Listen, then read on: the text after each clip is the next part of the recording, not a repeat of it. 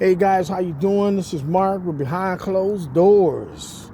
Behind closed doors. Ultimately, we have our Caregivers edition, Caregivers Confessions. As promised, guys, this is, we've been eagerly anticipated. What sparked this was a post, of my lovely wife, Chantel. Hi, guys. And as promised, guys, we're going to have our confessions. We're going to tap into, to some random comments that was on the post, right? Some random and this is raw, y'all, right? I mean, once again, if you got kids, you got, stuff like that. Go ahead and put them to bed. Go and put them to bed, move them around, whatever. Like I said before, just making angles at the first video that was put out. Yes, it's doing numbers, a couple million people, but guys, the real viral to the video was the fact that we was able to get people to respond and comment and share their journey, their stories, and all that kind of stuff. So today, guys, yes, we're going to dive in ultimately to some questions, but this first podcast, we're going to just talk about the makings of it, right? Baby, you want to tap in on to the original, and I will have the clip right below, guys. The clip will be below in the comment section so you can see the original clip. And a lot of people was just wondering what was on her mind on that video. That was during a real hard time. That was at a real hard time in our life where we was bouncing from facility to facility because we couldn't find a good one. All of them was crap. I was fed up. And after that video actually was when we found the perfect one for her, where she ultimately passed at. We did. But that was a hard time. They put her in the ICU for 5 days. Shit, we had to call 911 at the fucking place. That's what happened. Walked into a 911 situation that was and really... they didn't even give a fuck. Right. And they was trying to keep us from calling 911. To call them 911. Oh, we gotta wait. We gotta talk to somebody. We ain't gotta talk to no motherfucking body. You can talk to who you want to talk to. We don't have to talk to them. And we called 911, and they came and picked her up. They refused to call 911 and took her to the hospital because the facility wanted their doctor to come. They didn't want to call 911. And just so you guys, so I can help paint the picture, I was the one that actually walked on the unit that day. It was late at night. I walked past a guy that appeared like he worked there, caregiver or something. He seen me. He actually said, "Hey, how you doing?" I said, "All right. Let's go and see mom." Yeah, oh yeah, she's in the room. She's okay. But guys, I mean, little to me, behold, I got to the room to my mom laying on the bed with no clothes on, squirming. Was having like she couldn't talk. She couldn't even talk. She was having like she was anxiety. She had a sundown no, slash. She was looking like, man. You look at those pictures and the people look possessed. Yes. That's how she was looking. Yes. And it was scary as fuck. Yes.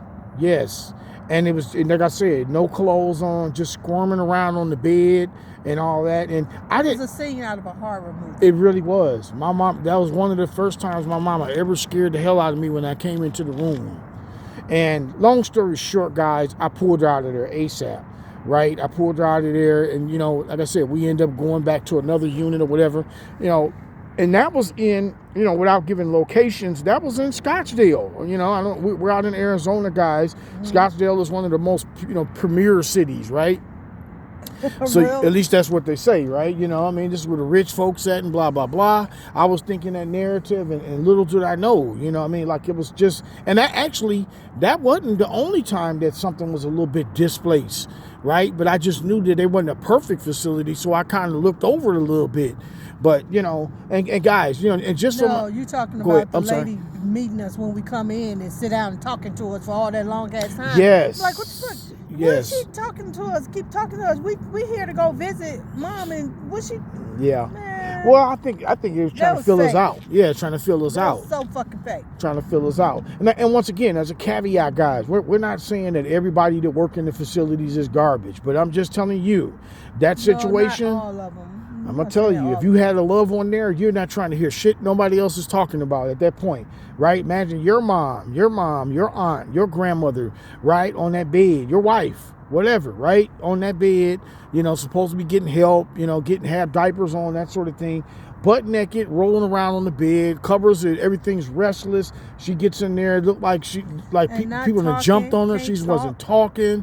But just look like you could just see something in her eyes. Oh, wait a minute. Then we had blood sugar was at 300 and something, or the blood pressure was way up there. I don't know, off the motherfucking charts. They was way off the charts. I ain't like never heard how? No numbers that high. Yes, way high. Dehydrated. Yes. Kind of, UTI episode, infection. All type of stuff, man. Yeah, it's set up into staph, She ain't even had no motherfucking water since the day before we left when we had lunch with her, when we took a break at work. Real talk, girl. Real talk. All the way from them, man. Real talk. So guys, do understand that, right around that time, that was actually hard time. That was a hard time. It was. It really was. And it was like the moment that the video was kind of like, baby, let's talk about it. You know what I mean? Let's just capture this little moment. We was just trying to get help. That's Because it. we have a special needs son at home, and him and her sundowns and stuff like that. Oh man, meltdown and sundowns together. It's a situation, wow. And you have to be in that situation before you can talk about it. See, you can't do every motherfucking thing. You need help. Ask for help. Go get help. And sometimes it just take a little longer to search a little harder, but you'll get it, because she finally got hers. She did. I think the best facility that she got was in the end. Her last month or so. It was just a month and a half. And it was just real nice. The timing was okay. The people was okay. We cleaned to the owners. It was a real nice situation. And it was in the hood. It was not in no fancy area. You didn't get no big water fountains and shit in front of it. About 5 or 6 rooms. Yep. That was it. Yep. Just one very big intimate. open concept. Yep. Very intimate. Very intimate. The lady, we hit it off with her. We had a great conversation. It really went well. I think God was working with us. I really do. I think right at that time, he was like, you know what? We know she finna ride right now. We're finna put her in a great situation. And so it was, right? She went into hospice, and then hospice went from there. But, for my comments, right, I'm going to start reading into a few comments here, just as a bonus. At first I wasn't going to do it, but I said, let me do that. Let me do that. One of the comments that was on here is I had a young lady out of Michigan, and she said that, if we didn't want our family to be treated a certain kind of way, then why the hell we put them in a group home? What's your thoughts on that? We only did that to get help because we needed help. We wasn't used to no sundowns. We didn't know anything about it until we found out about it when it was happening. We was in the shit, knee deep in it. Mm-hmm. So we needed to get some professionals to try to help us.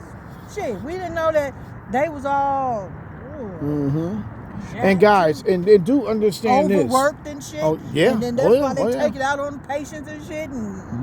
But it's a lot. It's a lot. And it go just sweep. They just sweep shit on the rug, and people don't do nothing. They just losing people. It's sad. It's a sad business. And guys, to add to that, we tried my house like three or 4 times, and it was just overcoming. That literally is a 24-hour care. She really is, right? She gets up, she'll be up in the middle of the night. That's a 24-hour and our son, that's 11 years old, he got Down syndrome, autism, ADHD. He's 24-hour care. So imagine. Imagine that. You got a kiddo trying to run around. He's flipping out doing his thing. I got my mom having her sundown moments, and if you've never been around the elderly care that has dementia or Alzheimer's and those sundowns come in, right, it really challenges you personally. It really challenges you. She started forgetting like where she at and stuff like that. Oh yeah. You are. Absolutely. Absolutely. It's a lot. We wasn't equipped to handle that by ourselves. That's why we reached out for help. We didn't know we had to go dig, and it would take as long as it did. But I'm happy we finally did. We did. We tried it with my brother. I tried over at my brother's house, and me being at home, how many trips I took out there at 3 or 4 o'clock in the morning because she fell on the floor, and my brother wouldn't. I forced my brother to take to take on a caregiving role when he wasn't a caregiver. No matter, and that's my next point. We wasn't caregivers either. That's my next right, and we wasn't either. Not to that extreme, I can tell you that much. No, we was just caring for our son. Just caring for our That's son. 11 years old now. We was just a parent. We didn't graduate to a caregiver until after my mom. We graduated then. That was the boot camp. But guys, I'm thinking in lines of some of the things that people said. That was the first statement. The other one was you kind of ran into it. What people feel. They feel, what's the word I'm looking for? They feel guilty, or they feel some kind of way because don't make yourself feel guilty. No. They making themselves feel guilty about, hey, I didn't take it. I should have did it, or I could have did it, or don't let nobody else make you feel guilty either. Bingo. Fuck that. Bingo. Make them do it. Tell them to do it. You do it. Yeah, everybody talk whoever making you feel that way, whoever for doing what you need to do to reach out for help, tell them to do the shit. They talk that shit, and then come back and holler at you. They talk it.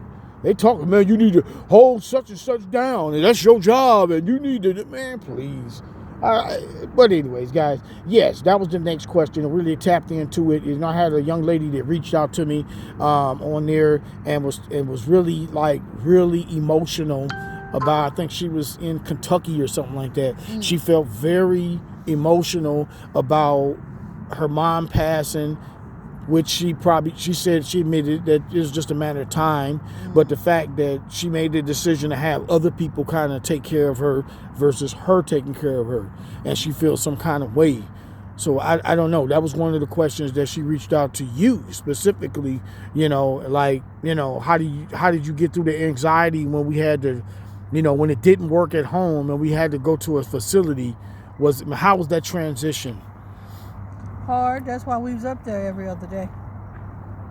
Every other day. Yep. We had to go up there. Even when we was working, it don't matter. When you take your lunch break, you go over there and check. It don't matter when you get off work at night, 11 o'clock at night, go and check. And then when you going out for breakfast in the morning before you go to whatever meeting, go and check. Yep. You have to just keep going and check. Just keep popping up, unexpected. And so that you can see through their bull. Period. Don't feel guilty because ain't nobody helping you. No, do what you can, and then when you done gave your all, get help. And guys, something. We all need each other. Oh, wait. Yep. I'm gonna say sorry, this. Baby. No, you good. You feeling it. You something. feeling it. Yes. That's the reason why I have established. We have a service that we that's official. It's a check-in service where we actually just go in and we check on elderly care, special needs, that sort of thing as well. We work directly with families. Awareness to this yes. stuff. Yes. Enough is enough. A second fresh pair of eyes, right? That doesn't work for the facility. They can give you an honest assessment. Mandated reporter. Exactly. Mandated reporter. That have your best interest in mind and know where you're coming from. So those are those two questions, guys. I'm just thinking, did we have anything else? I think that was it. If they want to talk about that, where we go and talk about it? Well, we have a group. Right now we have a group called Behind Closed Doors group. You can go through Facebook and you can join it. I will drop that link as well. So if you want to expand more on these subjects, but we just wanted to make sure that we did answer those two questions. But ideally, we're going to try these confession with two questions at a time, because sometimes they grow some legs on them, right? They can get pretty deep, pretty intimate. But I'm gonna respond a little bit to the young lady as it pertains to being feeling guilty, right? I say this: I would rather have a scenario, and I told the young lady this. I would rather have a scenario where someone that don't know how to be a caregiver, right, admit to it and say, hey, I can't do it, and their loved one get the best care better than what they can offer, right? Then you to guilt yourself into a position that you can't handle, and you do something that potentially can be fatal, and now you really feel some kind of way because you don't know what you're doing.